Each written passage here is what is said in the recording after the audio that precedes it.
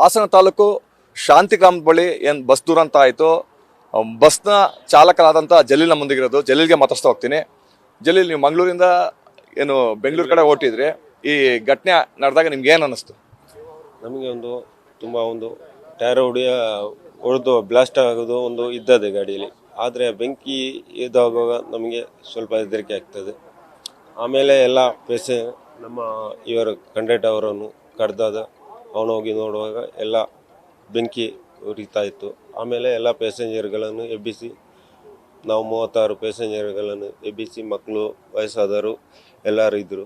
ಎಲ್ಲರನ್ನು ಎಬ್ಬಿಸಿ ನಾವು ಹೊರಗೆಲ್ಲ ಕಳಿಸ್ತೇವೆ. ಮೊದಲಿಗೆ ಟೈರ್ ಬ್ಲಾಸ್ಟ್ ಆಯ್ತಾ ಜಲೀಲ್? ಟೈರ್ ಬ್ಲಾಸ್ಟ್ ಆದದ್ದು ಮೊದಲಿಗೆ. ಟೈರ್ ಬ್ಲಾಸ್ಟ್ ಆದ ಮೇಲೆ ಬೆಂಕಿ ಹಿಡಿದದು. ಆಮೇಲೆ ಎಲ್ಲ ಇದಾಯ್ತು. ಒಟ್ಟು ಎಷ್ಟು ಜನ ಬಸ್ನಲ್ಲಿ ಪ್ರಯಾಣ ಮಾಡ್ತಾ ಇದ್ರು? 36 ಜನ ಎಲ್ಲರನ್ನು ಸೇಫ್ಟಿಯಾಗಿ ದೇವರಿಂದ ಯಾರಿಗೆ ಏನಾಗಲಿಲ್ಲ. ಎಲ್ಲರನ್ನು ಸೇಫ್ಟಿಯಾಗಿ ನಾವು ಬಿಟ್ಟಿದ್ದೇವೆ. ಇತ್ತೀಚೆಗೆ ಬಸ್ ದುರಂತದಲ್ಲಿ ಸಾಕಷ್ಟು ಜನ ಮೃತಪಟ್ಟಿದ್ದು ಉಂಟು, ಮತ್ತು ಅವಘಡಗಳು ಸಾಕಷ್ಟು ಸಂಭವಿಸ್ತಾ ಇದೆ. ಆದರೆ ಅದೃಷ್ಟವಶಾತ್ ಯಾವುದೇ ರೀತಿ ಏನು ಬಸ್ನಲ್ಲಿ ಪ್ರಯಾಣಿಸ್ತಿದ್ದಂಥ 36 ಜನ ಪ್ರಯಾಣಿಕರು ಸೇರಿದಂತೆ ಕ್ಲೀನರ್ ಮತ್ತು ನಿರ್ವಾಹಕರು ಒಟ್ಟು 4 ಜನ, ಒಟ್ಟು 40 ಜನ ಬಸ್ನಲ್ಲಿ ಪ್ರಯಾಣಿಸ್ತಿದ್ರು. ಆದರೆ ಏಕಾಏಕಿ ಬಸ್ನಲ್ಲಿ ಬೆಂಕಿ ಕಾಣಿಸ್ಕೊಳತ್ತೆ.